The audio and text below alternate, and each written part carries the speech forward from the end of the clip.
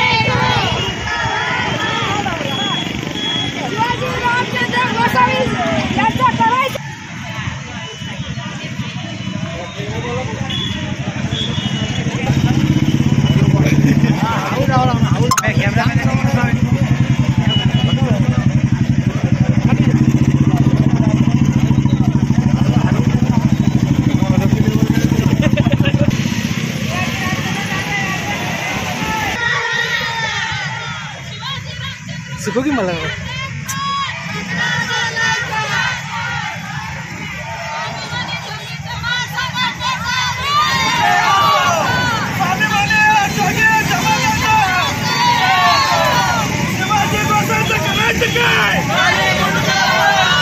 शिवाजी गोसायचं करायचं काय? शिवाजी गोसायचं करायचं काय?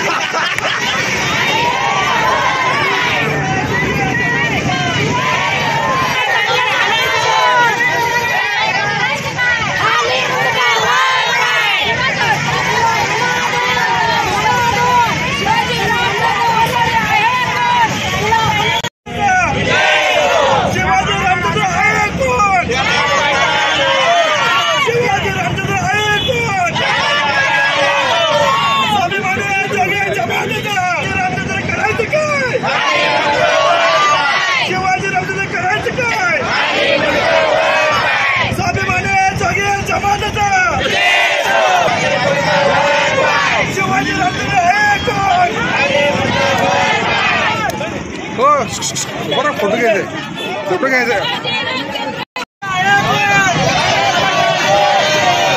शिवाजी रामचंद्र जाधव आहे कोण? शिवाजी रामचंद्र जाधव बसायचं करायचं काय? शिवाजी रामचंद्र स्वाभिमानी जोगी जमात। मी उदय गाडगे स्वाभिमानी जोगी जमात संघटनेचा संस्थापक अध्यक्ष। आज इथे आमचा सांगली जिल्ह्यातून विविध ठिकाणाहून गोसावी समाज आलेला आहे। त्याचे कारण असे की बेडग येथील शिवाजी रामचंद्र जाधव उर्फ गोसावी हा एकदम मस्तीचा माणूस असून यानं समाजावर वेगवेगळ्या प्रकारचे अन्याय अत्याचार केलेला आहे। त्याचेच एक अनुसरून काही दिवसापूर्वी बेडग येथे रेणुका माता मंदिरसाठी 5 लाख रुपये निधी आलेला होता। तो निधी मीच तुम्हाला आणून दिलेला आहे। असे त्याच्याच सख्या भावकीला सांगून 1.5 लाख रुपयाची मागणी केलेली होती। त्यावेळी समाजाने म्हटले की हा सामायिक सर्वांचेच देऊळ आहे आणि तुला 1.5 लाख रुपये देण्याचे काही संबंध नाही। त्यावेळी त्याचे मुलगा उमाजी आणि कोण उमेश महेश व शिवाजी यांनी त्याच्याच भावकीला सांगितले की जर तुम्ही आम्हाला 1.5 लाख रुपये दिले नाही तर याचे गंभीर परिणाम तुम्हाला भोगावे लागेल। त्यानंतर 2-3 दिवसानंतर त्याने मिरज ग्रामीण पोलीस स्टेशन येथे त्यांच्यावर जात पंचायतचा खोटा गुन्हा दाखल केलेला आहे आज त्या 30 लोकांच्या विरोधात। याच्यानंतर तिथं असणारी जिल्हा परिषद शाळा, जे लहान मुलांची शाळा आहे, जिल्हा परिषद शाळा नंबर 1 बेडग येथील, तिथे सुद्धा त्या शाळेची संरक्षण भीत तोडून त्याने तिथे वाहने पार्किंग करण्याकरता किंवा चिंचाचे जे व्यवसाय आहेत ते व इतर व्यवसाय करता त्याने स्वतः ते जागा तिथं ताबा घेतलेला आहे आणि त्याचे प्रदूषण वाढून तेथील लहान मुलांनाही त्या त्यानं प्रदूषणमुळे त्या लहान मुलांच्याही आरोग्याला धोका आहे। तर हा बोका जो आहे हा सरकारी जागा आणि सरकारी मालमत्ता सुद्धा स्वतः ताब्यात घेऊ शकतो, तर या सर्वसामान्य जनतेचे काय काय हाल करू शकतोय।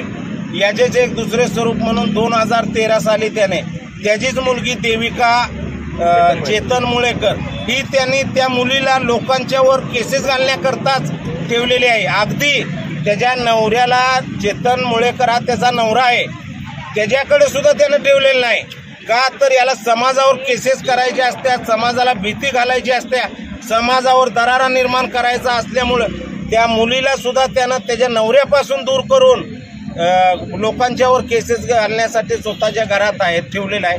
आणि 2013 साली सुद्धा याच शिवाजी रामचंद्र गोसावी याने 2013 साली 13 लोकांच्यावर मिरज शहर येथे जात पंचायतचाच गुन्हा दाखल केलेला होता। आता त्यावेळी सुद्धा त्यांनी त्या लोकांचे भरपूर हाल केलेला आहे। त्यावेळी त्या कोर्टांच्या मार्फत ती 13ची 13 लोक निर्दोष सुटलेली आहे। आज काय केलं तुम्ही इथं, काय केलं, कशा स्वरूपाचं तुमचं आंदोलन होतं?